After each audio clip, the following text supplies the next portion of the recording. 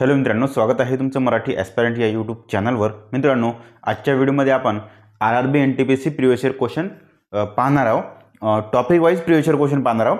आजचा टॉपिक आहे मित्रांनो गुणोत्तर व प्रमाण। एक मिनिट, ठीक आहे।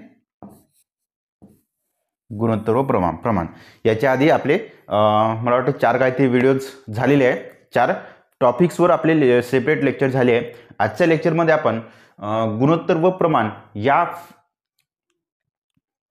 प्रकरणाचे प्रिव्हियस इयर क्वेश्चन आपण पाहणार आहोत RRB NTPC चे। ओके, चला पहिला क्वेश्चन बघा।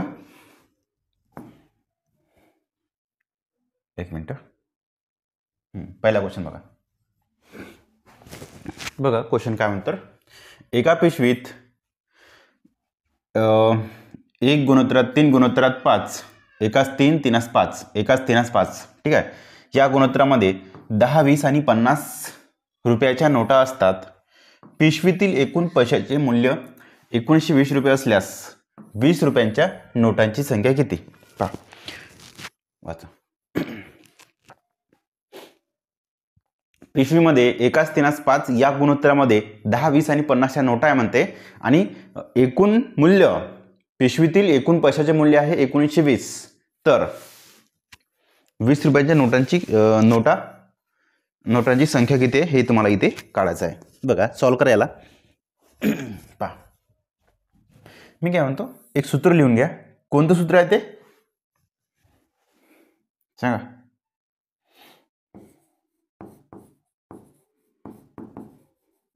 थोडंसं इकडे लिहितो, ठीक आहे। नाण्यांची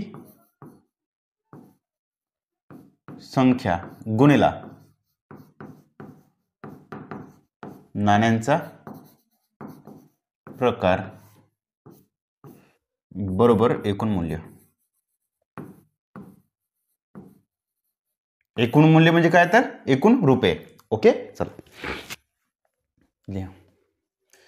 तेच सूत्र मी इकडे लिहून घेतो। कसं? असं, नाण्यांची संख्या इथे लिहायची, किती नाणे पाहून घ्यायचे। हे या गुणोत्तरामध्ये नाणे आहे, आणि हे नाण्यांचा प्रकार आहे का 10च्या नोटा 20च्या नोटा। पहा, नाण्यांची संख्या म्हणजे किती, एकूण किती नाणे आहेत या प्रमाणामध्ये नाणे आहे किती, 1x 3x आणि 5x नाणे आहे। आणि नाण्यांचा प्रकार म्हणजे काय, तर कोणते नाणे आहे, 10चे नाणे आहे का 20चे आहे का 50चे आहे, ते नाणे म्हणजे नाण्यांचा प्रकार। ओके, चला हा झाला नाण्यांचा प्रकार। चला मग नाण्यांची संख्या गुणिला नाण्यांचा प्रकार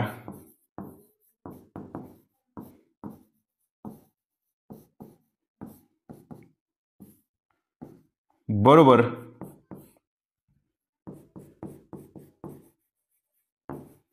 एकूण मूल्य म्हणा की एकूण रुपये म्हणा सारखाच आहे ते। आणि मधामध्ये हे करा, ठीक आहे। हे गुणिला हे बरोबर हे आलं। नाण्यांची संख्या गुणिला नाण्यांचा प्रकार बरोबर हे हाय सेम सूत्र। नाण्यांची संख्या गुणिला नाण्यांचा प्रकार बरोबर एकूण मूल्य। आता एकूण मूल्य म्हणजे तुमचं हे असते मित्रांनो, ठीक आहे, 1920 असते। चला याला सॉल्व करा। पहिले किमती टाकू ना। नाण्यांची संख्या काय, 1x 3x आणि 5x लिहून घ्या। म्हणजे काय, तर x 3x आणि 5x या याच्यामध्ये प्रकारामध्ये या संख्येमध्ये नाणे आहे। पहिले नाणे 1x, नंतरचे 3x आणि नंतरचे 5x या संख्येमध्ये नाणे आहे। आणि नाण्याचा प्रकार किती आहे, 10 20 आणि 50। 10 20 आणि 50 म्हणजे असं म्हणू का, 10चं नाणं x आहे, 20चे नाणे 3x आहे, 50चे नाणे 5x आहे। हे 1x 3x 5x काय, तर हा नाण्यांची संख्या। हे नाण्यांची संख्या म्हणजे काय, तर एकूण 10चे काहीतरी समथिंग नाणे आहे, 20चे त्याच्या 3 पट नाणे आहे, आणि 50चे नाणे याच्यावाल्या 5 पट आहे, असं इथे सांगायचं आहे। चला दोघांचा गुणाकार करा। x गुणिला 10 10x, मधात बेरीज चिन्ह टाका। 3x गुणिला 20 20 त्रिक 60x। हे मधामध्ये हे आणि हे गुणाकारामध्ये, वरचण खालचं गुणाकारामध्ये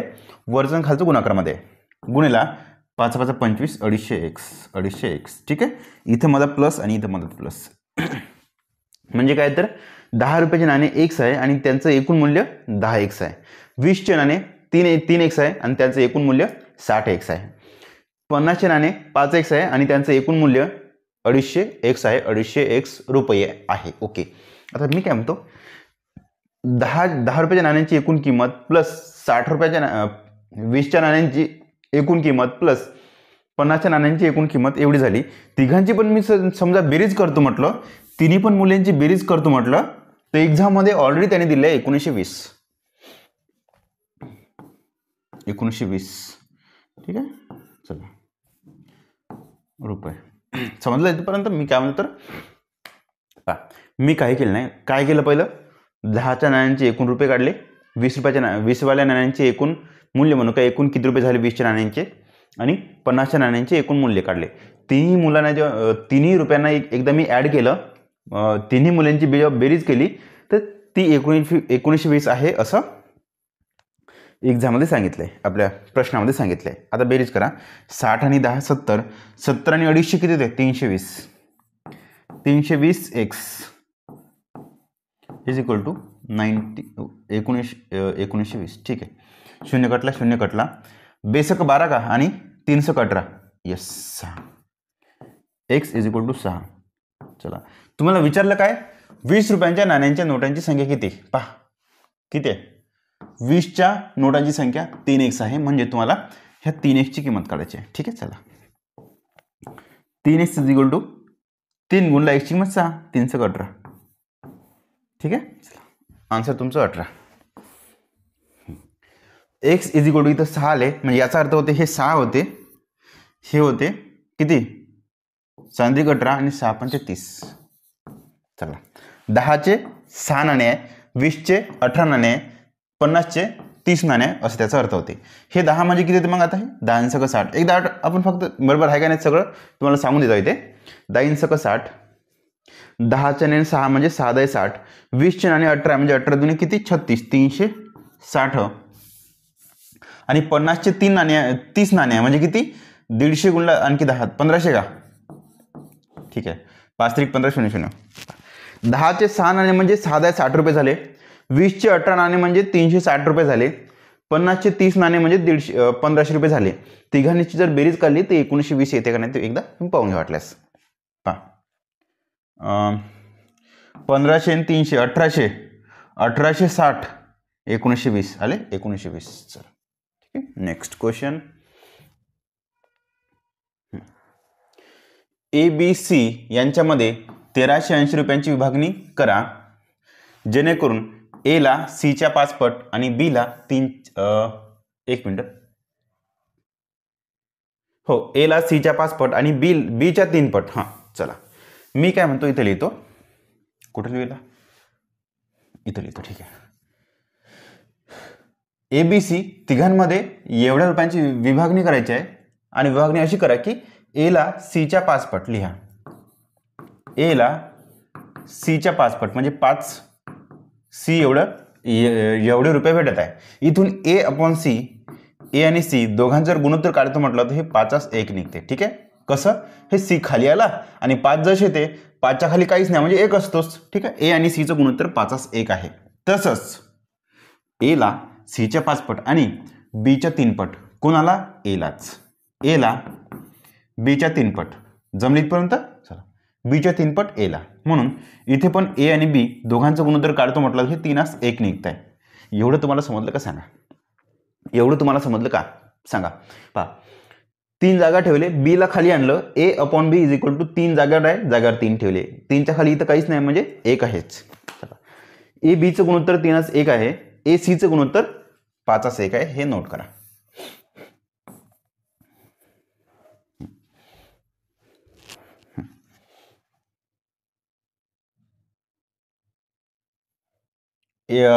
ए मधात ए कॉमन आहे दोन्हीमध्ये, तर ए मधात ठेवा.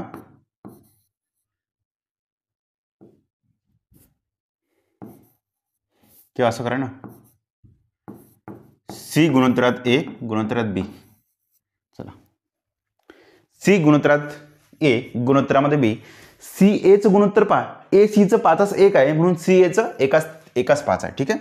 सी एचं एकाच 5 गुणोत्तर आहे आणि इथं ए बीचं गुणोत्तर 3:1.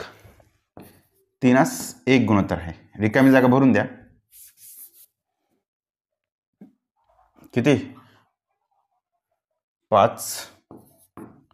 ठीक आहे, 3:1. ठीक आहे, 3:1. ठीक आहे, रिकामी जागेमध्ये भरून द्या. 5च्या बाजूला 5च लिहा, 3च्या बाजूला 3 लिहा. आता गुणाकार करून टाका. 5 × 5, 3 × 5 = 15, 3 × 3. या गुणोत्तरामध्ये त्यांची विभागणी होते. या गुणोत्तरामध्ये त्यांची विभागणी होते. म्हणजेच सीचा हिस्सा 3x, एचा हिस्सा 15x आणि बीचा हिस्सा 5x. बीचा हिस्सा 5x. ठीक आहे, इथं तुम्ही करू शकता वाटल्यास एचा हिस्सा 3x, सॉरी सीचा हिस्सा 3x, एचा हिस्सा 15x, बीचा हिस्सा 5x तुम्ही असं लिहू शकता. आता मी तिघांच्या पण हिस्स्यांची जर बेरीज करतो म्हटलं, हे बेरीज होत आहे किती? 3x + 15x + 5x. हे तिघांची बेरीज होत आहे किती? ऑलरेडी त्याने 1380 दिलेली आहे. ऑलरेडी त्याने 1380 आहे असं सांगितलं आहे, म्हणून 1380. ठीक आहे, पहा 15 आणि 5 20, 20 आणि 3 23. तिघांची बेरीज आपण काढली 23x आणि याचीच त्यांनी 1380 आहे असं सांगितलं आहे प्रश्नामध्ये. ओके, इथून x ची व्हॅल्यू काढून घ्या बरं. किती होते? किती?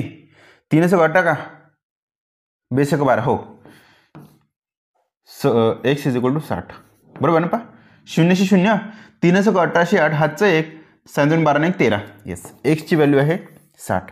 तुम्हाला कोणाकोणाचं काढायचं? पहिले एचं काढा. ए ची व्हॅल्यू किती आहे? 15x. ए ची व्हॅल्यू आहे 15x, म्हणून 15 गुणला x ची व्हॅल्यू 60. 15 × 90 वर 1 0, 900. ए ची व्हॅल्यू 900. एकमेव ऑप्शन. ठीक आहे, पहा ऑप्शन नंबर 3. बाकी मग सगळं तुमचं येऊन जाते. Next question. जर पिझ्झाची किंमत पिझ्झाच्या त्रिज्येच्या जर पिझ्झाची किंमत पिझ्झाच्या त्रिज्येच्या चौरसाच्या प्रमाणात असेल.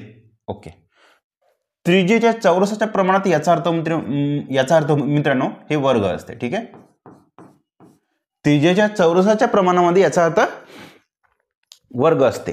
ठीक आहे, आणि 6 सेमी त्रिज्येच्या 3 समान पिझ्झाची किंमत 486 रुपये असेल तर प्रत्येकी 8 सेमी त्रिज्येच्या 2 पिझ्झाची किंमत किती असेल? ठीक आहे, प्रत्येकी 8 सेमी त्रिज्येच्या 2 पिझ्झांची किंमत किती असेल? पहा, याला फक्त थोडंसं हार्ड लेवलचं गणित आहे. याला फक्त थोडे कॉन्सेप्ट समजून घ्यायचे आहे, त्यानंतर सॉल्व्ह करायचे आहे. काय म्हणताय? पहिले सांगतो. इथं वरचं वाचा. पिझ्झांची किंमत त्याच्या वर्गांच्या प्रमाणामध्ये आहे. कशाच्या? त्रिज्येच्या वर्गाच्या प्रमाणात. चौरस म्हणजे इथं वर्ग असा अर्थ होतो. चौरसाच्या प्रमाणात म्हणजे काय? तर वर्गाच्या. चौरस म्हणजे काय तर मित्रांनो? चौरस क्षेत्रफळ एचा वर्ग असतो, म्हणून वर्गाच्या प्रमाणात असं त्याचा अर्थ होतो. नंतर पहा, 6 सेमी त्रिज्येच्या 3 समान पिझ्झांची एवढी किंमत आहे. मी म्हणतो 6 सेमी त्रिज्या असणारे 3 पिझ्झा आहे. या तिन्ही पिझ्झांची प्राइस 480 आहे. तिन्ही पिझ्झांची प्राइस 486 आहे. म्हणून एक पिझ्झाची प्राइस 3 × 3, 3 × 18 किती?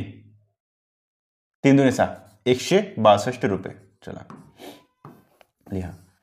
एक 6 सेमी त्रिज्या असणाऱ्या पिझ्झाची प्राइस 162 रुपये आहे. आता याला कसं लिहायचं ते सांगतो. बाजू गुणेला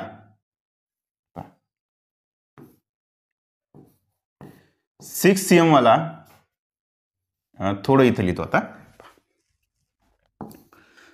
6 सेमी जर त्रिज्या असन तर त्याची प्राइस कशी ठरवली जाते?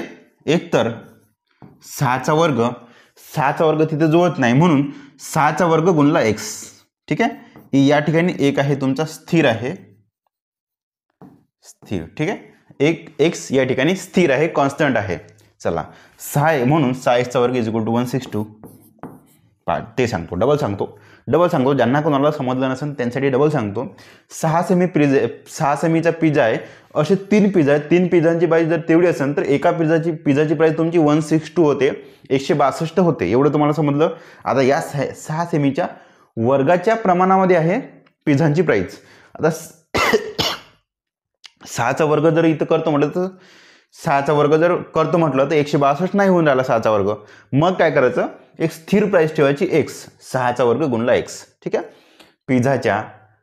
पिझ्झाची प्राइस 6 सेमीच्या पिझ्झाची प्राइस त्रिज्या आहे, त्रिज्येच्या वर्गांच्या पटीमध्ये वर्गांच्या प्रमाणामध्ये आहे. तर हे जो त्रिज्या आहे 6 सेमी त्रिज्या आहे त्याचा वर्ग केला जो की 162 भरत नाही, म्हणून एक कॉन्स्टंट ठेवा x. मग या ठिकाणी x बरोबर काय नाही तुमचा 162 भागिला 636. साइन 2 12 किती होते x बरोबर,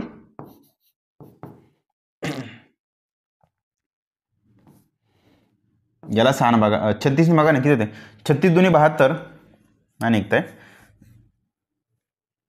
बरं याचे जर अर्ध करतो म्हटलं हे ते 81, याचे अर्ध होते 18 होते. यस, 9 2 18, 9 9 81, 9/2. x बरोबर 9/2 असं लिहा. संपला ते विषय. आता करा आता हे करा. 8 सेमी त्रिज्येच्या 2 पिझ्झाची किंमत किती. चला, जसं 6 सेमी त्रिज्येची प्राइस तुम्ही एवढी त्रिज्येसाठी कॉन्स्टंट आहे x 9/2 आहे, तसंच 8 सेमीवाल्याचं 8 सेमी त्रिज्या असणारं हे काढा, ज्याचं काय तर प्राइस तुमची अशीच ठरणार 8चा वर्ग गुणिला x कॉन्स्टंट आहे जो की 9/2 होऊन जाईल. मग 8चा वर्ग 8 8 64. हा एक सिंगल पिझ्झाविषयी आपण बोलतो इथे. 8चा वर्ग 8 8 64 गुणला 9/2 गुणला 9/2. चला, एवढं समजलं. हे झाली एका पिझ्झाची प्राइस, कोणती एवढी. बस 2 पिझ्झाची प्राइस त्याच्या दुप्पट होऊन जाईल. 2 2 कटले, 64 गुणला 9, 4 9 36 हा शेवटी पाहिजे एकमेव ऑप्शन. ठीक आहे, ऑप्शन नंबर 2.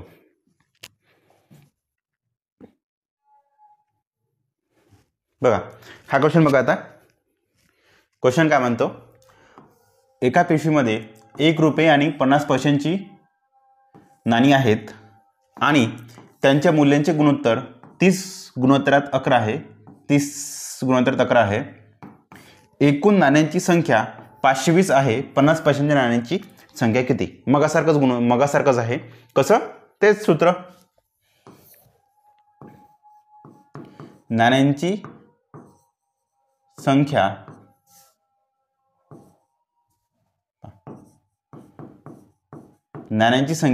गुणिला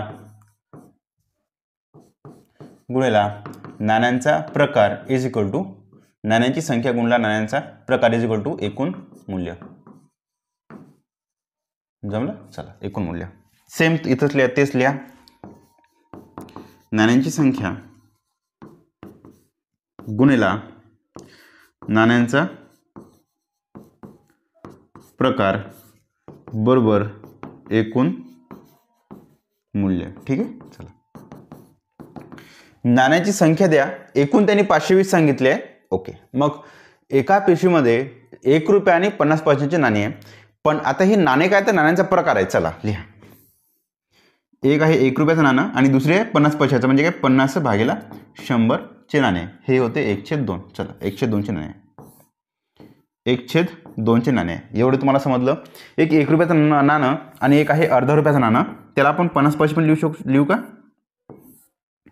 किंवा 0.5 रुपये, 0.5 रुपये. ओके.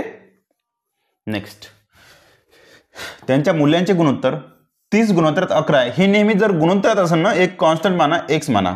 ओके. एकूण मूल्य त्यांचं 30x आणि 11x आहे. 30x आणि 11x आहे. एवढं तुम्हाला समजलं का सांगा. नाण्यांचा प्रकार आहे 1 रुपये आणि 50 पैसे, म्हणजे अर्धा रुपया, 1 रुपया आणि अर्धा रुपया, आणि एकूण मूल्य आहे 30 आहे आणि 11x आहे. जमलं.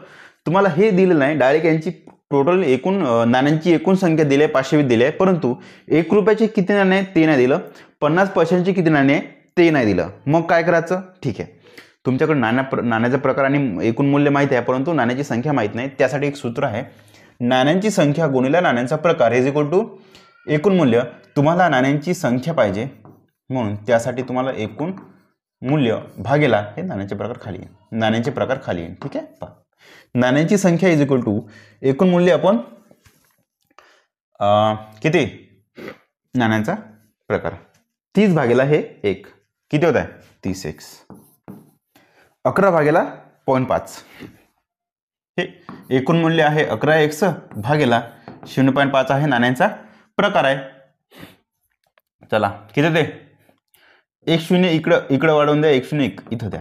ठीक आहे 5 1 5 5 2 10 11 2 22x जमली इथपर्यंत. आतापर्यंत नाण्यांची संख्या 30x आणि 22x मिळाली आहे आणि त्यांनी डायरेक्ट नाण्यांची एकूण संख्या 520 दिली आहे.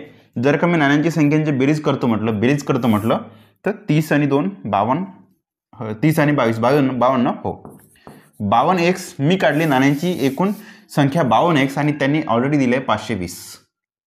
म्हणजे याचा अर्थ मी काढलेले 52x आणि त्यांचे 520x ही नाण्याची संख्या सेम आहे म्हणून x बरोबर तुमचा निघाला 52 कटले 10. लिहा. तुम्हाला विचारलं काय क्वेश्चन मध्ये ते सांगतो आता. 50 पैशांच्या नाण्यांची संख्या विचारली. 50 पैशांचे नाणी हे आहे. ओके 50 पैशांचे नाणी आहे आणि नाण्यांची एकूण संख्या आहे 22x. ठीक आहे चला म्हणून 50 पैशांच्या नाणी संख्या 22x आहे म्हणून 22 जसे ते गुणला x ची व्हॅल्यू इथं ठेवून द्या 10. तुमचं 220 आन्सर आहे. ठीक आहे चला 50 पैशांच्या नाण्याची संख्या 220. Next question. ए बी आणि सी मध्ये 9620 रुपये असे विभाजित करा की ए चा वाटा सी च्या शेअरच्या 203 आहे. ठीक आहे चला इथे लिहितो.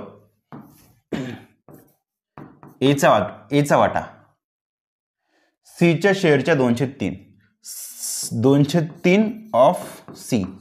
चला सी च्या शेअरच्या 203 आहे म्हणजे 203 सी च्या आहे. चला इथून ए अपॉन सी दोघांचं गुणोत्तर निघते 203 निघते. ठीक आहे चला हे नोट करा.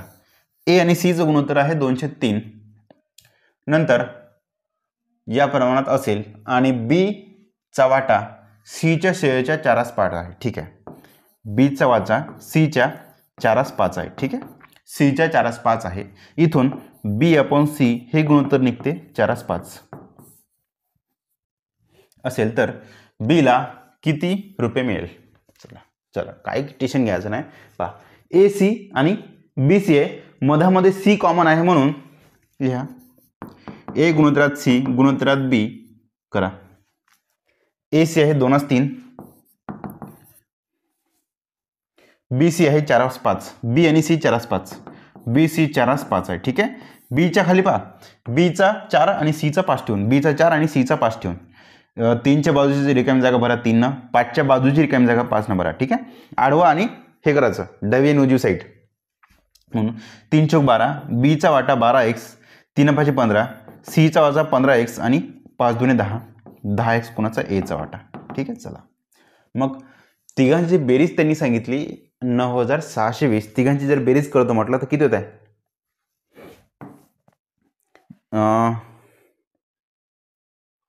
15 आणि 25 25 आणि 35 आणि 2 37x. ठीक आहे तिघांची बेरीज आपण 37x काढली जी की त्यांनी 9620 आहे असं सांगितलंय 9620 आहे असं त्यांनी सांगितलंय. चला मग तुम्हाला कोणा काय पाहिजे बीचा वाटा किती आहे 12x आहे काढा 12x.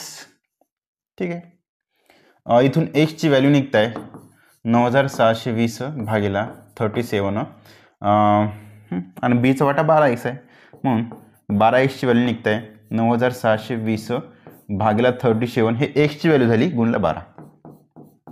ठीक आहे याला सॉल्व करा. 7 2 14 7 3 7 कम 42 ना आणि 3 18 नाही जमत आहे. ठीक आहे 3 3 9 7 3 21 9620 पहा इथं कोण 37 न भाग जाते का पापर इथं कुठं 7 2 14 7 3 7 कम 42 3 18 नाही येत आहे. ठीक आहे पाहून घ्या याला सॉल्व करा बरं 9620 भागीला 37 याला सॉल्व करा. हे थोडं मोडतो मी नाही मोडायची गरज नाही ना 9620 भागीला 37 96ला 37 भाग किती येते 40 2 80 7 2 4 7 2 14 4 हातचा 1 3 2 6 1 7 7 4 गेले 2 9 7 गेले 2 222ला 7 भागा 7 कम 42 3 18 7 सकम 42 2 हातचे 4 सैद्रिक 18 18 4 22 यस आणि 1 0 260 गुणला 12 ठीक आहे. हे एवढ्याच आन्सर येते 260 म्हणून बीचा वाटा 12x आहे. एवढ्याचा आन्सर 260 गुणला 12 करून घ्या ना. 0 12 सकम 72 2 1 मिनिट ठीक आहे. चल ऑप्शन नंबर 2. नेक्स्ट 2040 रुपयांची XYZ या 3 मित्रांमध्ये वाटायची आहे. 2040 रुपयांची रक्कम XYZ या 3 मित्रांमध्ये वाटायची आहे. झेडला वायला मिळणाऱ्या रकमेच्या 302 भाग घ्यायचा आहे आणि वायला एक्सला मिळणाऱ्या रकमेचा 104 भाग घ्यायचा आहे. तर वायला किती पैसे मिळतील लिहा. बघा एवढी रक्कम आहे XYZ तिघांमध्ये वाटून घ्यायची आहे. मग काय म्हणताय का झेडला वायपेक्षा वायला मिळणाऱ्या रकमेच्या 203 आहे. याला कसं लिहिता तुम्ही पाहून घ्या. पहिले झेडला किती आहे वायला जेवढी मिळत आहे त्याच्या 203 भेटत आहे ठीक आहे. 203 गुणला वाय. नंतर वायला एक्सच्या 104 चला वायला एक्सच्या 104 एवढी रक्कम भेटत आहे. ओके याला कसं लिहिता तुम्ही हे किंवा असं लिहि ना वाय अपॉन झेड 2 302 ठीक आहे बरोबर आहे. वाय जागा ठेवले मी झेडला इकडे आणलं 203ला इकडे आणलं तर हे 302 होऊन जाईल. वाय आणि Z Y upon Z Y आणि झेडचं गुणोत्तर 3:2 आहे. इथे हे एक्स आणि वायचं गुणोत्तर एक जागा ठेवा वाय खाली आणा 104 इकडं 401 होऊन जाईल. एक्स वाय वाय झेडचं गुणोत्तर पाहून घ्या किती. एक्स गुणोत्तरात वाय आणि वाय गुणोत्तरात झेड. एक्स वाय 4:1 आहे. वाय झेड 3:2 आहे ठीक आहे. वाय झेड 3:2 आहे करून घ्या. एक इकडं तिकडं आणा हे 3 इथं आणा 2 1 2 3 1 3 4 3 12 त्यांचं गुणोत्तर 12x 3x आणि 2x. तिघांची जर बेरीज करतो म्हटलं मी तिघांची जर बेरीज करतो म्हटलं 12 3 15 2 17 एकूण बेरीज त्यांची 17x होत आहे जे की एक्झाममध्ये त्यांनी डायरेक्टच सांगितलं का 204 भेटत आहे ठीक आहे. सॉरी 2040 रुपये भेटत आहे. पहा मी काढली यांची बेरीज ह्या तिघांची पण बेरीज मी काढली. तिघांना पहा एक्सला 12x रुपये मिळाले वायला 3x रुपये मिळाले झेडला 2x रुपये मिळाले. तिघांची जर बेरीज काढतो म्हटलं तर हे 12 3 15 2 17 एकूण 17x रुपये तिघांना मिळून मिळाले. मी काढलं 17x रुपये मिळाले परंतु त्यांनी डायरेक्टच सांगितलं का 2040 रुपये 40 रुपये त्यांना मिळाले. म्हणजे याचा अर्थ होते काय का मी काढलेली त्यांना मिळणाऱ्या रुपयांची बेरीज 17x आणि क्वेश्चनमध्ये सांगितलेला ॲक्च्युअल डाटा दोन्ही पण एकच आहे ठीक आहे. चला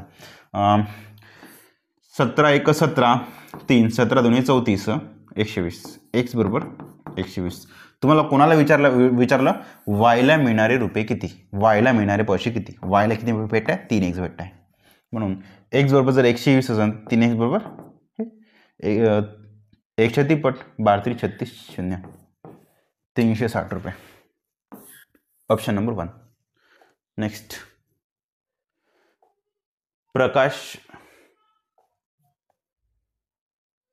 प्रकाश आपल्या पगारातील 27% मुलांच्या शिक्षणावर खर्च करतो आणि एका विशिष्ट महिन्यात 4% ट्रस्टला दान करतो. ओके या दोन वस्तूंवर तो एवढे रुपये 3038 रुपये खर्च करतो. त्यानंतर त्याचा त्या महिन्याचा एकूण पगार त्या महिन्याचा एकूण पगार तुम्हाला विचारलाय. बघा क्वेश्चन काय म्हणतो तो शिक्षणावर किती 27% खर्च करतो 27% शिक्षणावर खर्च करतोय. ओके 27% शिक्षणावर खर्च करतो म्हणताय. प्रकाश आपल्या पगारातील 27% हिस्सा शिक्षणावर खर्च करतो आणि एका विशिष्ट महिन्यात 4% ट्रस्टला दान करतो. एका महिन्यात काय करतो 27% शिक्षणावर खर्च करतोय आणि 4% ट्रस्टला दान करतो म्हणता. म्हणजे एकूण त्याचा पगार आतापर्यंत झाला किती 27 आणि 4 31%. त्याचा पगार आतापर्यंत 31% चालला गेला. ओके ओके तेच सांगत आहे पुन्हा करतो. या दोन वस्तूंवर 3038 रुपये खर्च करतो. म्हणजेच काय तर याच्यावर प्लस याच्यावर एकूण 31% खर्च होत आहे. आणि हाच खर्च म्हणजे त्यांनी डायरेक्ट सांगितलंय पैशांमध्ये 3038. ठीक आहे, 3038 इथून 1%ची व्हॅल्यू तुमची निघून जाते. किती? 31 ने आला बघा, 3038 भागेला 31, जे की तुमचे किती होते पहा बरं. 303 ला 3 बघा, पहिले 9 भागून देऊ ना. 303 आणि 8 भागेला 31, 9 भागा, 9 1 9, 3 9 27, उरले किती?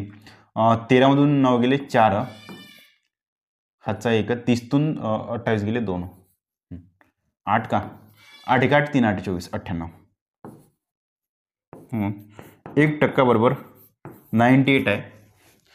त्यानंतर त्याचा त्या महिन्याचा एकूण पगार किती? ठीक आहे, 1% 98 झाले.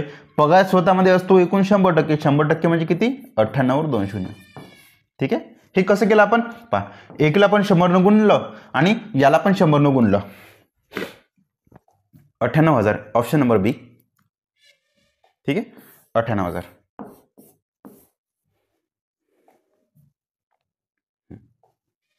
बचा ए त्याच्या मासिक उत्पन्नाच्या 68% खर्च करतो. जर एचे मासिक उत्पन्न 25% ने वाढले आणि त्याची मासिक बचत 15% ने वाढली तर त्याच्या मासिक खर्चात किती टक्के वाढ होईल?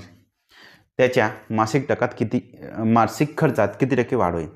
पहा, हा क्वेश्चन कसा आहे ते सांगतो.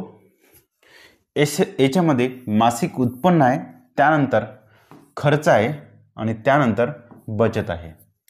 3 गोष्टी आहे. याचं एक तुम्हाला सूत्र सांगतो. काय असते? उत्पन्न इज इक्वल टू तुमचा खर्च प्लस तुमची बचत असते. ठीक आहे, बचत मध्ये तुमची सेव्हिंग्स तुमच्याकडे किती रुपये शिल्लक आहे ते पहा. मी म्हणलं तुमच्याकडे 10,000 रुपये दिले. मी 10,000 रुपये दिलं म्हणजे तुमचं उत्पन्न झालं 10,000. ओके, एका महिन्यात जर तुम्ही 10,000 कमवले, तुम्ही त्यापैकी 7,000 खर्च केले, उरले किती? 3,000. म्हणजे काय? तुमची बचत 3,000 असा त्याचा अर्थ होते. आता क्वेश्चन वाचा. ए त्याच्या मासिक उत्पन्नाच्या 68% खर्च करतो. मी म्हणतो त्याचं मासिक उत्पन्न 100 रुपये आहे. हे 100 का मानलं? कारण की 100% आहे. त्याच्या 68% खर्च करतो म्हणजे खर्च किती? 68%. 100चे 68% म्हणजे 68 होते. ओके, जर एचे मासिक उत्पन्न ते नंतर वाचायचं, पहिलं उत्पन्न भेटलं, खर्च भेटला, बचत कशी निघते सांगा. काय ना, सोपीच आहे ना. पहा, हे प्लसवाला खर्च आहे ना, इकडे आणला मायनसमध्ये आला तेव्हा तुमची बचत निघते. म्हणजे किती? 100 मायनस 68 तुमचा खर्च होऊन जाते. किती होते? 68 न 2 70 आणि 3 30. ठीक आहे, 32 जमलीपर्यंत. जर उत्पन्न 100 आणि खर्च 68 नंतर बचत माझी 32 असेल. हे कसं काढलं आपण? काही नाही, उत्पन्न मायनस खर्च 68. उत्पन्न मायनस खर्च इज इक्वल टू तुमची बचत, जे की 32 होत आहे. बस असंच काढलं आपण. ठीक आहे, नंतर म्हणताय आता हे थोडं मोडतो मी. मोडत नाही, तुम्हाला समजण्यासाठी डबल करतो. डबल नाही करत त्याला, का म्हणते बा, हे रेषा मोडतो बिनकामाच्या. चला, आपलं इथपर्यंत सॉल्व झालं. नंतर म्हणताय जर एचे मासिक उत्पन्न 25% ने वाढले, उत्पन्न 25% ने वाढले, 100वरून जर 25 ने वाढलं म्हणजे किती झालं? ते 125 झाला. चला, आणि हा पहिला हे जे आहे ना, हे जुनं आहे, जुनेले आहे, आणि हे जे आहे हे तुमचे नवीन. पहिल्या ठिकाणी आपण जुन्या डाटा वापरला, नंतर ठिकाणी नवीन डाटा वापरला, असं आपण म्हणायचं. चला, आणि त्याची मासिक बचत 15% वाढली. मासिक बचत किती आहे? हे आहे, याच्यात 15%ची वाढ झाली. म्हणजे पहिलं जर मासिक बचत 32 होती, आता 15%ची वाढ झाली म्हणजे किती? ती 100वरून 115 झाली. ठीक आहे, 100वरून 115 झाली, जे की तुमचे किती होते?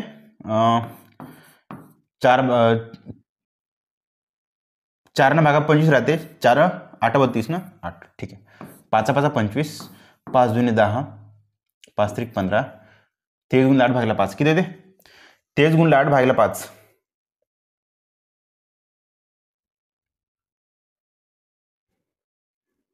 किती राहते?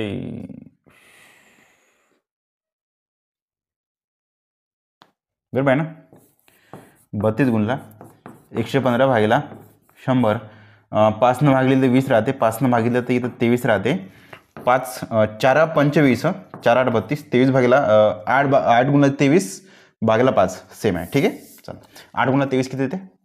3 8 8 त्रिक 24, 4 हातच्याले 2, 8 2 16 2 18 भागिला 5, 5 त्रिक 15 16 17 18, 5 6 30, 4 म्हणजे किती? 0.8, 5 48, 36.8. त्याची मासिक उत्पन्न नंतरचं 25% वाढलं आणि बचत 15% वाढली, म्हणजे झाली किती? 36.8 झाली. इथे बचत झाली. ओके. नंतरची बचत 36.8 झाली. नंतर काय म्हणताय? तर त्याच्या मासिक खर्चात किती टक्के वाढ होईल? म्हणजे किती? पहिले मासिक खर्च तुमचा 68 होता, आता किती टक्क्यांनी तर वाढ होईल जमलीपर्यंत? त्यासाठी पहिले इथं किती ते तर काढायला लागणार ना भाऊ. कसं काढायचं हे पहा. 125 बरोबर खर्च प्लस हे येत आहे. 125 इज इक्वल टू हे संख्या प्लस हे संख्या येत आहे. जर का मी हे कसं ते सांगतो. 125 इज इक्वल टू तुमचा खर्च येत आहे प्लस त्याची बचत आहे 36.8. हे कसं होते? 125 मायनस 36.8 इज इक्वल टू तुमचा खर्च निघते. ठीक आहे. चला करण याला 125.0 36.8 वजा 10तून 8 गेले 2 धमकीला वापस 15 मधून 7 गेले 10तून 8 गेले 2 धमकीला वापस 15 मधून 7 गेले 8 राहिले. ओके. पुन्हा एक हातचा 12 मधून 4 गेले 12तून 4 गेले किती? 8 88.2 जमलीतपर्यंत 88.2 खर्च. आता पहा पहिला खर्च होता 68, आता नवीन खर्च झाला 88.2 झाला. कितीने वाढला सांगा? खर्च कितीने वाढला सांगा? खर्च कितीने वाढला सांगा मला.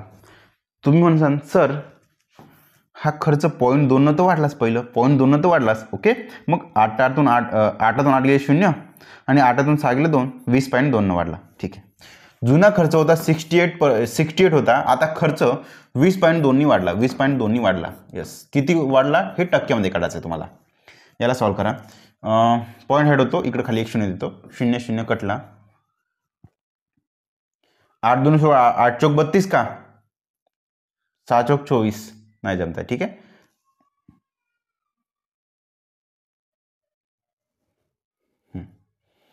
याच्या अर्धे होते 34. ओके. याच्या अर्धे होते 5, याच्या अर्धे होते 17, याच्या अर्धे होते 101. एक मिनिट, काही चुकत नाही ना. 17 त्रिक 51, 17 चौक 17 सक 102, 6 पंच 30. नाही ऑप्शन मध्ये तसं नाही ना. हां ठीक आहे. 17 सक 102 होतच नाही ते 101 आहे वरती इथे. पहा खाली 17 आहे जमिनीपर्यंत. 101 गुणला 5 505 भागिले 17 कुठे येते? 505 भागिले 17 पाहून घ्या इथे. 505 भागिले 17 कुठे येऊन राहिले पहा इथे. 17 खाली आहे, 17 खाली आहे, 17 खाली आहे, सगळेच ठिकाणी 17 आहे का पाहून घ्या. 505 ला 17 भागा 17 दुनी 34, 17 दुनी 34 किती उरले? 34 आणि 6 40, 10 50 16 165. 17 सक 102, 17 7 97 17 चौक 68, 17 सक 102, 17 7 19, 17 8 136, 17 9 153, 17 9 153, 153 जर काढले आपण तर 2 होते हातचे, 1 उरते 12. यस. 29 12 17, 29 12 17 option number 2. ठीक आहे. चल 29 12 17. काळजी करू नका. हे जर समजलं नसेल तर आणखी आपल्याकडे क्वेश्चन आहे या टाईपचे आणले आपण क्वेश्चन, ते पण करून घेऊ. Next question. रुमी तिच्या उत्पन्नातील 20% बचत करते. तिची मिळकत म्हणजे काय तर मित्रांनो पुन्हा ते उत्पन्न असते. उत्पन्न ओके 30% वाढली तर तिचा खर्च 40% वाढला तर तिची नामात्र बचत 750 रुपयाने कमी झाली. रुमीचे प्रारंभिक उत्पन्न शोधा. रुमीचे प्रारंभिक उत्पन्न शोधा. हे कसं करायचं ते सांगतो. काय टेन्शन घ्यायचं नाही, मगासारखंच करायचं. पहिलं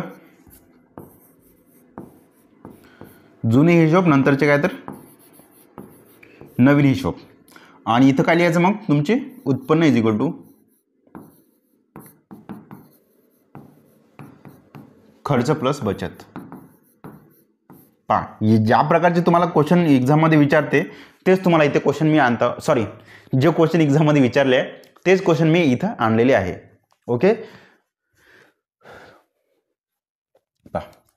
पुन्हा 100 उत्पन्न जुनवालं उत्पन्न मी 100 रुपये मानतो. नंतर काय म्हणते, तिच्या उत्पन्नातील 20% बचत करते. ठीक आहे, 100 उत्पन्न आहे, 100च्या 20% 20 होते, 20 बचत करते. जर 100 पैकी 20 बचत करत असेल तर खर्च तिचा मग ऑलरेडी 80 असेल. ऑब्व्हियसली तिचा 80 खर्च असेल. ठीक आहे, मग खर्च प्लस उत्पन्न खर्च प्लस बचत होत आहे उत्पन्न 80 + 20 100 होत आहे. ठीक आहे, तिची मिळकत 30% वाढली. मिळकत म्हणजे उत्पन्न पहिले 100 होता, आता 30 वाढलं 130 झाले. ठीक आहे, 100च्या 30% म्हणजे 30 होते. तर तिचा खर्च 40% वाढला. खर्च कोणता, हा खर्च आहे, हा 40% वाढला म्हणजे किती झाला, 80च्या 140% झाला. 0 कटलं 0 कटला, 14 चौक 56, 14 चौक 56 आणि 14 8 112. चला, एवढा तिचा खर्च झाला. हे मोडून घ्या. नंतर काय म्हणतात, तिची नामांतर बचत किती 750 कमी झाली. हे जे बचत इथून इथं कमी झाली ना, हे 750 रुपयांनी कमी झाली. चला, जेव्हा ही बचत इथून इथपर्यंत कमी झाली म्हणताय तर नेहमी टेन्शन घ्यायचं नाही. याला x माना, याला x माना आणि याला x माना. ओके, मग याला x माना, याला x माना. इथं जे आन्सर येईल तुमचं त्याला पण x माना. आता आपला कार्यक्रम चालता येतं x मध्ये कार्यक्रम चालला येते. ठीक आहे, का, कारण की हे बचत आणि नंतर जी बचत तुमची कमी होईल यांची वजाबाकी तुमची 750 रुपये दिली आहे. 750 रुपये दिले आहे म्हणून. ओके, तर रुमीचे प्रारंभिक उत्पन्न शोधा. रुमीचे प्रारंभिक उत्पन्न शोधा म्हणजे प्रारंभिक उत्पन्न 100 होतं, तुम्हाला 100x इथे शोधायचं आहे. चला, जमलं. मी म्हणतो दुसऱ्याच्या जुन्या पहिल्या कंडिशनमध्ये तुमचे तिन्ही पण देऊन आहे, उत्पन्न खर्च बचत सगळं देऊन आहे. नवीन याच्यामध्ये फक्त उत्पन्न दिलं आहे, खर्च दिलाय, बचत दिले नाही. बचत कशी काढायची, हे 130 - 112 किती होते, 12 आणि 8 20 झाली, 20 × 30 18x. ओके, चला, जमलं. नवीन कंडिशनमध्ये नवीन तुमचं उत्पन्न झालं 130, खर्च झाला 112 आणि बचत तुमची 18x आहे. चला, आता नंतर म्हणताय तिची नामात्र बचत 750 रुपये आहे. किती, 750 ने कमी झाली. पहिले बचत होती 20x होती, आता कमी झाली 18x झाली. दोघांचा फरक त्यांनी 750 झाला सांगितला. ठीक आहे, त्याला तुम्ही असं पण लिहू शकता डायरेक्ट 20x - 18x = 750 असं लिहू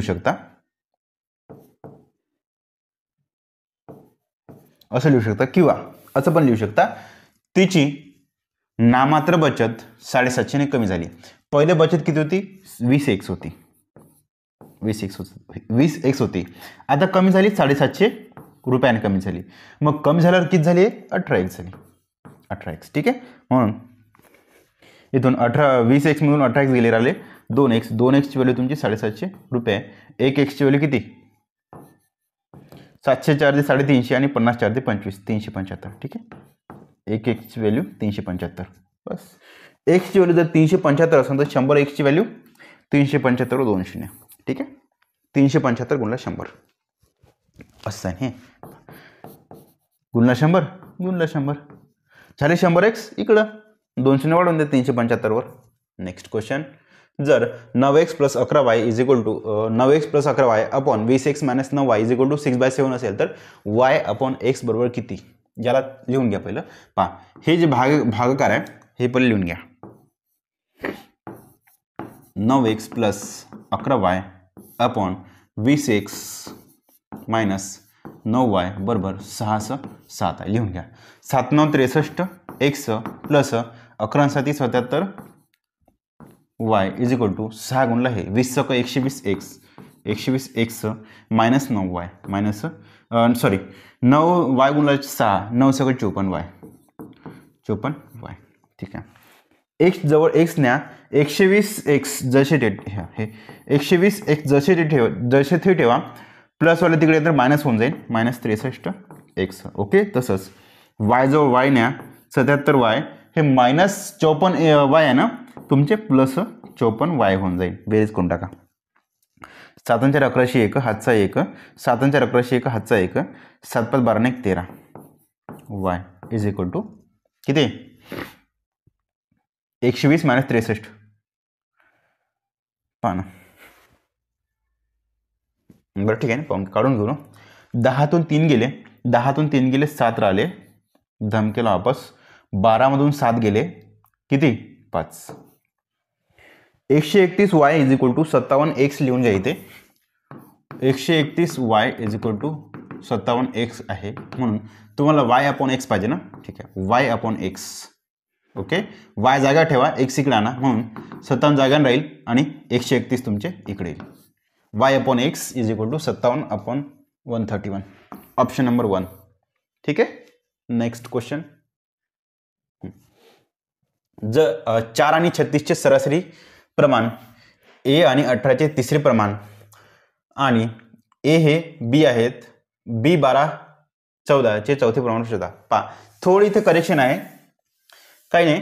सांगतो इंग्लिश क्वेश्चनमध्ये, इंग्लिशवाले व्हर्जनमध्ये बरोबर होतं, थोडं मराठी ट्रान्सलेशनमध्ये क्वेश्चनमध्ये मिस्टेक्स आहे.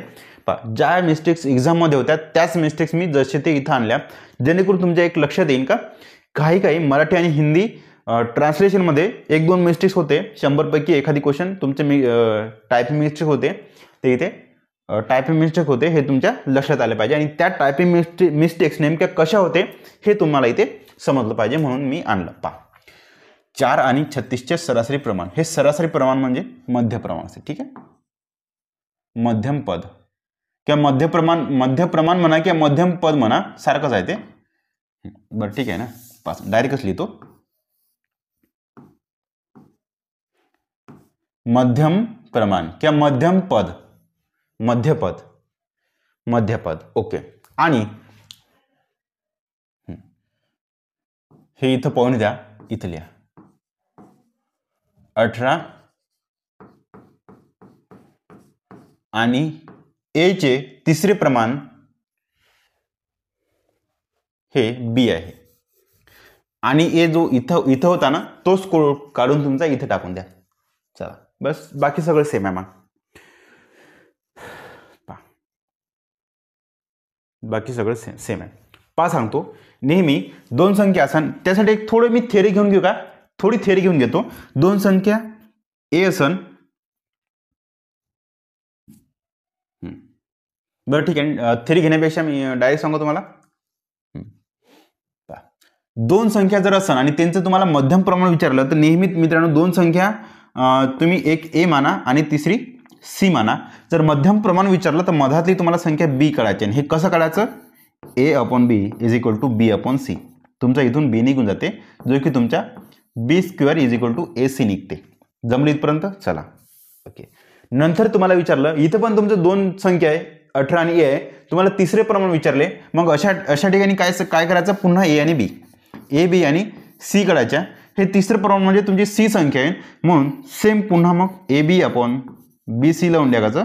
तुम्हाला जर सी करायचं असेल तर C is equal to C इकडे येईल आणि b² तुमचा आन्सर येईल. ठीक आहे, b² तुमचा आन्सर येईल. ठीक आहे. चला, तसंच एक तिसरं पण आहे, हे चौथं प्रमाण काढायचं आहे. म्हणून चौथं प्रमाण जर असेल तर ए बी सी आणि एक डी संख्या मानाची. तुम्हाला चौथं प्रमाण म्हणजे तुम्हाला डी करायचं आहे. सेम पुन्हा मग ab/cd. ठीक आहे. जर 3 संख्या असेल तर ab/bc करायचं, 4 संख्या असेल तर abcd करायचं. ठीक आहे. तुम्हाला डी काढायचं, यावरून तुम्हाला डी काढता येतं. डी इज इक्वल टू किती, ए तुमचा खाली येईल आणि bc तुमचा वर राहील. जमलं. चला, आता तुम्हाला एक सॉल्व्ह करून देतो, काळजी करू नका. लिहा. पहिलं वाक्य वाचा. 4 आणि 36चे मध्यम प्रमाण ए आहे. 4 आणि 36चे मध्यम प्रमाण ए आहे. हो ठीक आहे, ए लिहून घ्या. मग मध्यम प्रमाण काढून घ्या. एक 4 संख्या आहे, दुसरी ए आहे आणि तिसरी संख्या 36 आहे. सॉरी, हो ठीक आहे ना. एक 4 संख्या आहे आणि 36 आहे, त्यातलं तुम्हाला मध्यम प्रमाण हे ए आहे, ते ए काढायचं आहे. हे कसं करायचं, 4/a is equal to a/36. ठीक आहे. 4/a a/36. ठीक आहे. इथून तुमचा एचा वर्ग बरोबर तुमचे 36 गुणिले 4 निघते. ठीक आहे, मग ए बरोबर किती, याला कट करा, दोघांना बरोबर टाका, याचा वर्गमूळ 6, याचा वर्गमूळ 2, 6 2 12. ठीक आहे, ए बरोबर 12 आले. जमलीपर्यंत वर्गमूळ काढा, याला वर्गमूळ टाका, याचा वर्गमूळ 6 येते गुणिले याचा वर्गमूळ 2 येते, 6 2 12 तुमचा आन्सर आहे. चला, ए इज इक्वल टू 12 तुम्हाला भेटला. ए तुम्हाला 12 भेटला. थोडं मी काळ्या पेनीनं ए बरोबर तुम्हाला 12 लिहितो. चला, आता ए म्हणजे तुमचा 12 होते, समजून घ्या. 18 आणि 12 आहे. 18 आणि ए चे तिसरे प्रमाण म्हणजेच काय, तर 18 आणि 12 चे तिसरे प्रमाण. चला, मग एक संख्या 18 आहे काळ्यामध्ये. ठीक आहे, एक संख्या 18 आहे, दुसरी संख्या 12 आहे. ए म्हणजे 12 आहे आणि तिसरी संख्या तुम्हाला माहित नाही, जो सी आहे ते काढायचे आहे. ठीक आहे, यांचं मध्यम प्रमाण हे बी आहे ना, सॉरी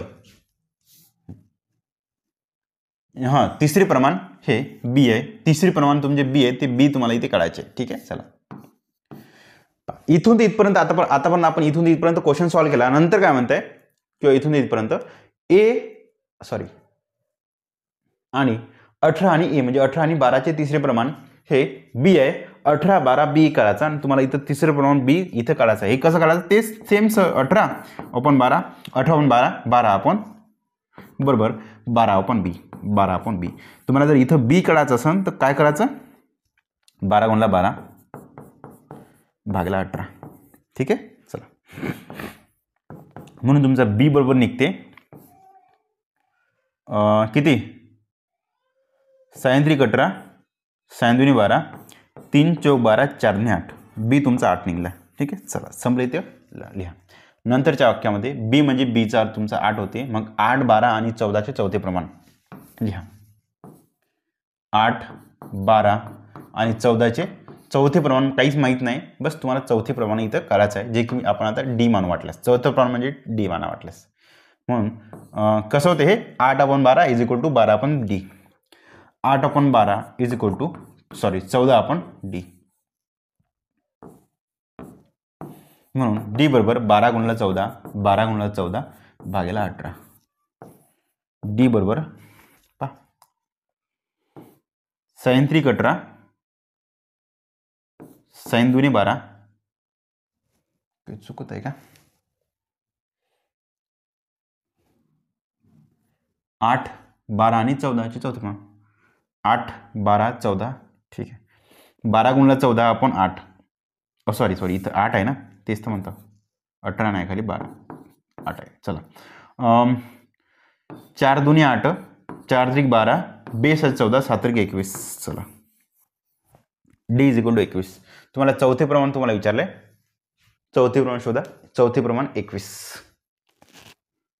ऑप्शन नंबर 4. ओके, चला, आपण काढलं इथं 36 4 आहे, त्यांचं मध्यम प्रमाण ए काढला, ए बरोबर 12 काढले, बी बरोबर 8 काढले, शेवटी तुम्हाला डी विचारले होते, डी इज इक्वल टू 21. बघा, असे पण क्वेश्चन तुम्हाला सॉल्व्ह करावे लागते. बरं, नेक्स्ट क्वेश्चन, जेव्हा एक्स बरोबर 3 असते तेव्हा 9x x plus 6, 7x minus 3 आणि y या प्रमाणात असतात, तर y चे मूल्य किती पहा.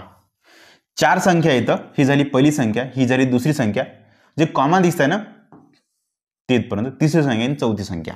चला, यांचे मूल्य काढायचे, यांचे हे काढायचे, यांचं काय काढायचं आहे, तर y चे मूल्य, तुम्हाला y चे मूल्य काढायचं आहे. ठीक आहे, पहिली संख्या 9x आहे अपॉन दुसरी संख्या x प्लस 6 बरोबर तिसरी संख्या 7x मायनस 3 आहे आणि चौथी संख्या y आहे. ठीक आहे, जेव्हा x बरोबर 3 असते तेव्हा 9x ही पहिली संख्या, दुसरी संख्या, तिसरी संख्या आणि चौथी संख्या y आहे. या संख्या प्रमाणात आहे. या संख्या जर प्रमाणात असेल तेव्हा काय होते, पहिली संख्या आपण दुसरी संख्या इज इक्वल टू तिसरी संख्या आपण चौथी संख्या, A upon B is equal to B C upon D. 4 संख्या असेल तर ए बी सी डी. बा, 4 संख्या असेल तर ए बी सी डी असं होते. 3 संख्या असेल तर A B B upon C. 3 संख्या असेल तर. ठीक आहे, चला, किंवा पहा, 2 जर संख्या असेल, ए आणि बी जर 2 संख्या असेल, किंवा ए आणि सी जर 2 संख्या असेल तर, आणि तुम्हाला जर का मध्यम पद काढायचं असेल, मध्यम पद is equal to A upon B, B म्हणजे मध्यम पद म्हणा, बरोबर बी अपॉन सी. चला, 2 संख्या असेल, तुम्हाला तिसरे पद काढायचे असेल, तिसरे जर पद काढायचे असेल तर तुम्हाला इथे असं करा. मग दोन संख्या ए बी माना आणि तिसरे पद सी माना. ठीक आहे.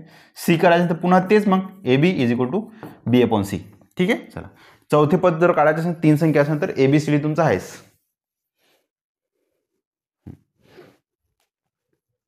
याला सॉल्व करा. एक्स बरोबर 3 ठेवून द्या. 3 ठेवा, 3 ठेवा, 3 ठेवा. 3 9 27 अपॉन 3 आणि वाय 1 मिनिट 3 + 6 3 आणि 6 9 is equal to 7 3 21 3 7 21 - 3 18 upon Y. तुम्हाला वाय बरोबर काढायचा आहे. किती होते 9 1 9 9 3 17 3 1 3 9 3 27 3 1 3 3 6 18 Y is equal to 6. Option number 1. Okay. Next question. 16 आणि 196 मधील मध्यम प्रमाणपद शोधा. मध्यम प्रमाणपद म्हणजे ते सेमच आहे. याला ए माना, याला सी माना, मधातलं पद तुमचं बी आहे, तुम्हाला बी इथं काढायचं आहे. ठीक आहे. पुन्हा A upon B is equal to B upon C. म्हणून 16 upon B is equal to B upon 196 म्हणून बी चा वर्ग इज इक्वल टू 16 गुणला 196. पहा याचं वर्गमूळ करा आणि याला वर्गमूळ टाका.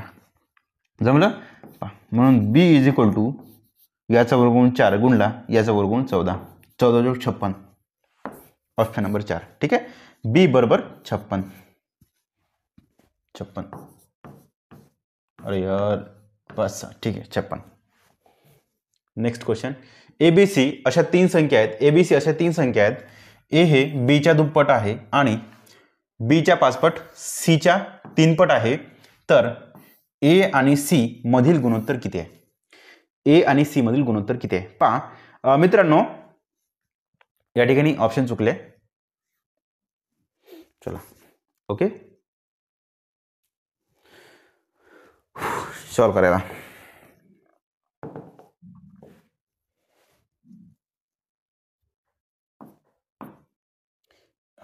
ठीक आहे ना. आहेत ज्यात ए हे बीच्या दुप्पट आहेत. चला ए हे बीच्या दुप्पट आहे. इथून ए अपॉन बी तुमचा रेशो निघते 2:1 निघते. ठीक आहे. गुणोत्तर 2:1 निघते. चला बीच्या 5 पट सीच्या 3 पट आहे. बीच्या 5 पट बरोबर सीच्या 3 पट. जमलं. मग तुमचं बी अपॉन सी तुमचं निघते 3:5 निघते. हे पण लिहून घ्या. तर ए आणि सी मधील गुणोत्तर किती? ठीक आहे. ए आणि सी मधील गुणोत्तर किती? ए गुणोत्तरात बी गुणोत्तरात सी. ए बीचं गुणोत्तर हे 2:1 आहे. 2:1 आहे. बी सीचं गुणोत्तर 3:5 आहे. बी सीचं गुणोत्तर 3:5 आहे. ठीक आहे. एकाच्या बाजूला 1 लिहा, 3च्या बाजूला 3 लिहा. 5 1 5 3 1 3 बे 1 बे. ए आणि सीचं गुणोत्तर 2:5. ए गुणोत्तरात सी. ए गुणोत्तरात C is equal to 2:5. Answer किती? 2:5. ठीक आहे. ऑप्शन चुकले इथे. दोन संख्याचे सरासरी प्रमाण 9 आणि तिसरे प्रमाण 243 आहे. त्या संख्यांची सरासरी किती? 1 मिनिट. थोडे ते मिस्टेक्स वगैरे आहे का मी पाहून घेतो एकदा. बघा क्वेश्चन बघा हा आला. पहा हे सरासरी प्रमाण दिसत आहे ना, याचा अर्थ ते मध्यम प्रमाण. मध्यम प्रमाण. चला आता बघा दोन संख्यांचे मध्यम प्रमाण 9 आणि तिसरे प्रमाण 243 आहे. त्या संख्यांची सरासरी किती असेल? ठीक आहे. मी त्या संख्या x आणि y म्हणतो. x आणि y म्हणतो. त्या संख्या x आणि y म्हणतो. ठीक आहे. मग तुमचं काय आन्सर येते? जर संख्या मी x आणि y म्हणल्या तर मध्यम प्रमाणचा 9 आहे म्हणून काय होते x upon 9 is equal to 9 upon y. म्हणून 9 9 81 is equal to x upon y. Sorry xy. एवढं समजलं तुम्हाला? एवढं समजलं. इथं मध्यम प्रमाण काढायसाठी आपण असं लिहितो ना. चल नंतर लिहिलंय त्यांनी तिसरे प्रमाण 243 आहे. पहिली संख्या जर x असेल तिसरे प्रमाणासाठी कसं काढायचं हे xy. तिसरे प्रमाण तुमची 243 आहे. ओके. x अपॉन y पहिली संख्या दुसरी संख्या इज इक्वल टू दुसरी संख्या अपॉन 243. चला ओके. चला 243 जमलं. पहिली संख्या आपण दुसरी संख्या आपण त्यांचं मध्यम प्रमाण तिसरी संख्या असते. ठीक आहे. चला मी काय म्हणतो, इथून एक्सची किंमत निघते का, वाय आहे ना, ठीक आहे, वायची किंमत काढा किती ते, सॉरी काही पण काढून घ्या ना, ठीक आहे ना, एक्सची किंमत काढा. X is equal to 81/y, बरोबर आहे ना, 81/y नोट करा. X is equal to 81/y. एक्सची किंमत आहे 81/y आपण पुन्हा y येते इज इक्वल टू y/243. याला कसं करता आता, हा y तिकडे गेल्यानंतर y चा वर्ग होऊन जाईल, म्हणून हा y 2 पहिले हे 243 इकडे आणा, 243 इकडे आणा, हा y तिकडे नंतर y गुणला y होऊन जाईल, y गुणला y होऊन जाईल, ओके, किंवा y चा वर्ग होऊन जाईल. पहा हे जेव्हा 81/y इकडे खाली जाईल तर y तुमच्या इकडे होऊन, y पुन्हा इकडे होऊन जाईल, म्हणून y/81, ठीक आहे, बरोबर. चला, y चा घन लिहून घ्या, y चा घन इज इक्वल टू 243/81 लिहून घ्या इथे. y चा घन इज इक्वल टू 243 गुणिला 81. जर याचं मी घनमूळ काढतो म्हटलं तर घन कटून जाते, याचं पण तुम्हाला घनमूळ काढायला लागेल, ठीक आहे. म्हणून y इज इक्वल टू 243 कितीचा घन आहे, 343 घन तर ऐकला होता, फोल्ड करा ना मग डायरेक्ट पहा किती न करा, 9 न करा ना, 9 गुणिला 9 दुने 18, 18 आणि 6, 9 7 63, 7 9 63, ठीक आहे, गुणिले 81. पहा जमलं इथपर्यंत, जमलं. आता पहा याचा घनमूळ काढा, मी म्हणतो 9 गुणला 18 81, ला पण 9 गुणला 9 मध्ये तुम्ही कन्वर्ट करू शकता ना, जमलं. पहा 9 9 9 याचा घनमूळ तर 9 येते, गुणिला 27चं घनमूळ 3 येते, म्हणजे y is equal to 27, 3 9 27, y बरोबर 27 आले, ठीक आहे. चला, y बरोबर 27 आले, लिहा. जर का y बरोबर 27 आले तर y ची किंमत इथं ठेवली आपण, y ची किंमत इथं ठेवली तर x बरोबर तुमचा आन्सर निघते. y ची किंमत इथं 27 ठेवली तर 27 त्रिक 81, x ची किंमत 3 आली, ठीक आहे. y बरोबर 27, x ची किंमत 3 आली, y बरोबर 27 आणि x बरोबर 3 आली. तुम्हाला शेवटी विचारले त्या संख्यांची सरासरी किती, ठीक आहे. दोन संख्यांची सरासरी बरोबर पहिली संख्या प्लस दुसरी संख्या आपण एकूण संख्या 2 आहे, ठीक आहे, 30/2. दोन संख्यांची सरासरी इज इक्वल टू पहिली संख्या प्लस दुसरी संख्या भागेला एकूण संख्या ज्या की 2 आहे, 27 + 3 आपण एकूण संख्या 2 आहे इज इक्वल टू 30/2 15. आन्सर काय तर option number 2 is equal to बरोबर 15. नेक्स्ट क्वेश्चन पहा, 234 आणि 104 मधील मध्यानुपाती शोधा. मध्यानुपाती म्हणजे काय तर हे मध्यम पद आहे, ते मध्यम पद आहे, ठीक आहे. चला, पहिली संख्या a माना, नंतर संख्या c माना, मधातलं पद तुम्हाला इथं b शोधायचं आहे, म्हणून a/b is equal to b/c, ठीक आहे. 234/b is equal to b/104. b चा वर्ग बरोबर 234 गुणिले 104. चला, म्हणजे काय तर बस दोन्ही बाजून वर्गमूळ करा, याचा वर्गमूळ हे कटून जाईल, हे वर्गमूळ चालत जाईल, ठीक आहे. याला आपण समजा वर्गमूळ असं करतो म्हटलं तर हे 2 आणि हे 2 तुमचे कटून जाते. 234 गुणिले 104 दोघांचं वर्गमूळ किती होते, 11 तर येणार नाही वर्गमूळ, ऑब्विसली 11 तर येणार नाही. असं करा, वर्गमुळात 4 चौक 16, एकक स्थानी 16 आहे, जर एकक स्थानी 16 असेल तर 3 त्रिक 9 एकक स्थानी येणार नाही वर्ग, ठीक आहे. पहा 6 6 36 आणि 156 हे दोनपैकी एक राहू शकते, परंतु मला माहित आहे 35चा वर्ग किती आहे, की 40चा वर्ग जर करतो म्हटलं हे होते 4 चौक 16 आणि 2 शून्य, 1600 पेक्षा कमी संख्या इथे येते का पाहून घ्या. हो ऑब्विसली, कारण की पहा हे 300 होते, हे 200 जरी पकडतो म्हटलं तर हे इथं जर 8 जरी असते तरी 1600च्या वर चाललं गेलं असतं, ठीक आहे. म्हणून आन्सर किती तो तुमचं 156, ठीक आहे. चला, किंवा याला आपण सॉल्व पण करू शकतो. b is equal to b² is equal to 234 गुणिले 104, 234 गुणिले 104. याला सॉल्व करा, याचे अवयव पाडा ना, 2 गुणला बे 1 बे 17 दुने 34, ओके, गुणला 2 1 2 बे 5 10 बे 2 4, ठीक आहे. चला पुन्हा सॉल्व करा, 2 गुणिला 2 गुणला याच्या अवयव काढा, 9 गुणला 9 1 9 10 11 9 त्रिक 27 गुणिला 13 52 पहा 13 13 कॉमन निघले, लिहा 2 गुणला 2 गुणला 13 गुणला 13, 2 2 कॉमन घेतले, 13 13 कॉमन घेतले, हे 9 तर ऑलरेडी वर्गसंख्या आहे आणि 4 पण वर्गसंख्या आहे. ठीक आहे, म्हणजे किती 3 त्रिक 9 गुणला 2 गुणला 2 2 2 4 पहा एक वर्गमूळ निघलं.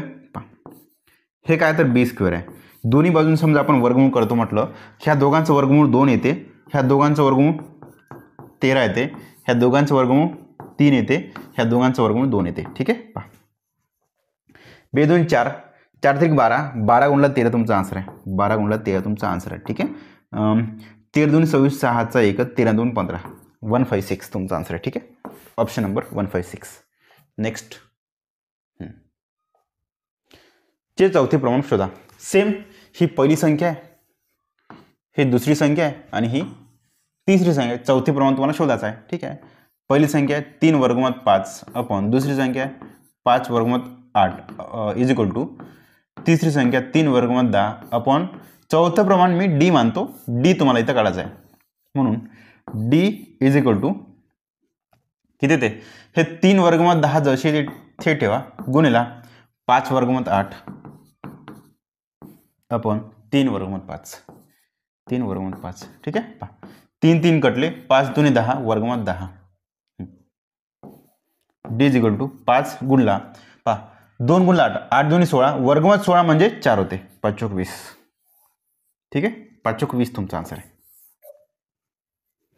आणि हां, ज्यांना कोणाला हे जर कसं नाही समजलं तर काही टेन्शन घ्यायचं नाही, डायरेक्टच करून घ्यायचं. कसं करायचं, 3 गुणला वर्गमूळ 5 याला समजा मी इकडे आतमध्ये वर्गमूळ टाकतो म्हटलं तर 3 त्रिक 9 होऊन जाईल आणि 9 5 55 वर्गमूळ 55. ओके, आणि हे 5 5 25 आतमध्ये जाईल आणि 8 गुणला 25 200 वर्गमूळ 200 इज इक्वल टू हे 3 त्रिक 9 9 10 90 वर्गमूळ 90 इज इक्वल टू डी. मग तुमचा किती होते, डी इज इक्वल टू वर्गमूळ 90 गुणला हे वर्गमूळ 200 आहे जसे ते 200 अपॉन वर्गमूळ 45. ठीक आहे, 45 2 90 आणि 2 2 4 400 वर्गमूळ 400 आणि वर्गमूळ 400 म्हणजे तुमचे 20 आहे. ठीक आहे, नेक्स्ट झाला बरं. ओके,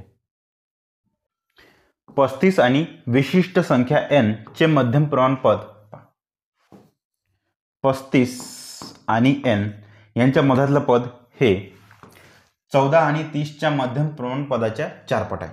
ठीक आहे, 14 आणि 30 यांचं मध्यम प्रमाण पद समजा बी मानलं तर याच्या 4 पट आहे, 4 बी आहे, हेच त्यांना म्हणायचं आहे. ओके, चला 35 आणि n यांचं मध्यम प्रमाण पद मधातलं पद हे 14 आणि 30 यांच्या मध्यम प्रमाण पदाच्या याचं मध्यम प्रमाण जर बी मानलं तर ह्या बीच्या इकडला हा 4 बी आहे, यांचं मध्यम प्रमाण पदाच्या 4 पट यांचं मध्यम प्रमाण पद आहे असं त्यांना म्हणायचं आहे. ठीक आहे, चला तर खालीलपैकी n ही संख्या कोणती आहे. ठीक आहे, या ठिकाणी जर करतो म्हटलं किंवा इथं करून घ्या पहिलं 14 upon B is equal to B upon 30 म्हणून बी चा वर्ग इज इक्वल टू 30 गुणला 14 म्हणून बी इज इक्वल टू वर्गमात कराय हे पण. ठीक आहे, हे किती होते 3 5 15 15 2 30 पुन्हा 7 2 14. ओके, 2 कॉमन आहे, 2 बार ठेवा.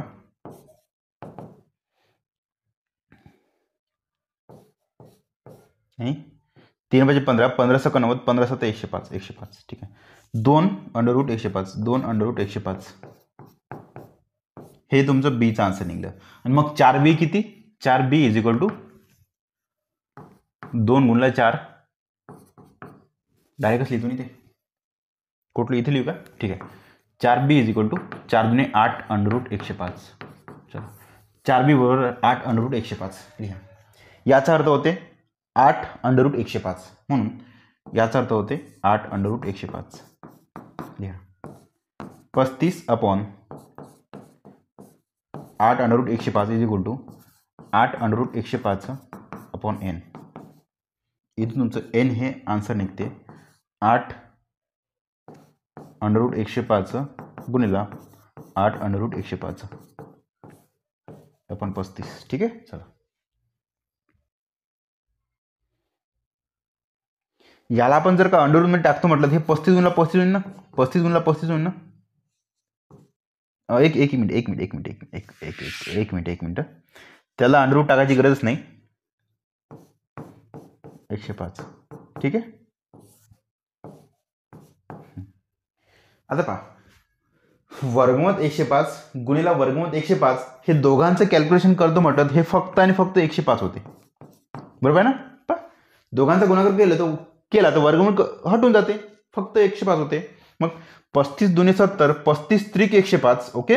8 8 64 64 त्रिक 8 8 64 64 त्रिक किती होते पाहून घ्या. n इज इक्वल टू 64 गुणला 3, 3 चौक 1202. ठीक आहे. 92 होणार नाही ना. 3 चौक 1202 हाचा आहे का, 3 चं कटन 19 192. Next question. 6 आणि 24 या दोन संख्यांचे तृतीय अनुपाती शोधा. तृतीय अनुपाती म्हणजेच काय, तर पहिली संख्या मी जर का 6 मानली, दुसरी संख्या 24 मानली, ती तृतीय अनुपाती सी असते. ठीक आहे. 6/24 is equal to 24/c. C is equal to 24 गुणला 24 भागेला 6. 6 1 6, 6 चौक 24, 24 चौक 96. C is equal to 96. Option number 3 is your right answer. Next.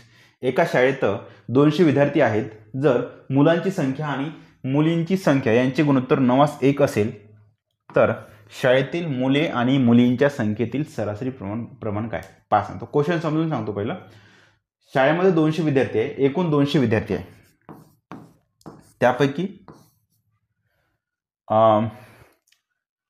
मुलांची संख्या आणि मुलींची संख्या 9:1 आहे. ठीक आहे. 9 आणि 1 आहे. कोण हे, मुले आणि मुली. ठीक आहे. तर शाळेतील मुले आणि मुलींच्या संख्येतील सरासरी प्रमाण म्हणजे काय, तर मध्यम प्रमाण असते. मध्यम प्रमाण या संख्येमधील मध्यम प्रमाण करा. एक 9x आहे, दुसरी संख्या x आहे, त्यांचं मध्यम प्रमाण किती असते. मी मध्यम प्रमाण इज इक्वल टू बी मानतो. पहा, पहिली संख्या 9x आहे, दुसरी संख्या x आहे, त्यांचं मध्यम प्रमाण मी बी मानतो. म्हणून 9x/b is equal to b/x. म्हणून b चा वर्ग इज इक्वल टू 9x चा वर्ग. ठीक आहे. चला, एवढं तुम्हाला समजलं. पहा, आता इथून x काढून घ्या. जर दोघांची बेरीज करतो, 9x आणि 1x एकूण 10x होत आहे. दोघांची बेरीज इज इक्वल टू 10x होत आहे. 10x मुलं आणि मुलांची एकूण संख्या झाली. हीच संख्या त्यांनी 200 आहे असं सांगितलं. इथून 10 कटले, x बरोबर तुमचा 20 निघते. ठीक आहे. x ची 20 ही किंमत तिथे टाकून द्या. b चा वर्ग इज इक्वल टू 9 गुणला 20 चा वर्ग 20 गुणला 20. ठीक आहे. दोन्ही बाजून वर्गमूळ करा. b is equal to b च्या वर्गाचं वर्गमूळ b आलं, याचं वर्गमूळ 3 निघते आणि ह्या दोन याचं वर्गमूळ 20 निघते. b is equal to 20 × 60. चला, नेक्स्ट क्वेश्चन झाले. ओके. आशा करतो मित्रांनो व्हिडिओ आवडला असेल. जर व्हिडिओ आवडला असेल तर नक्कीच एक छोटंसं लाईक करा. थँक्यू.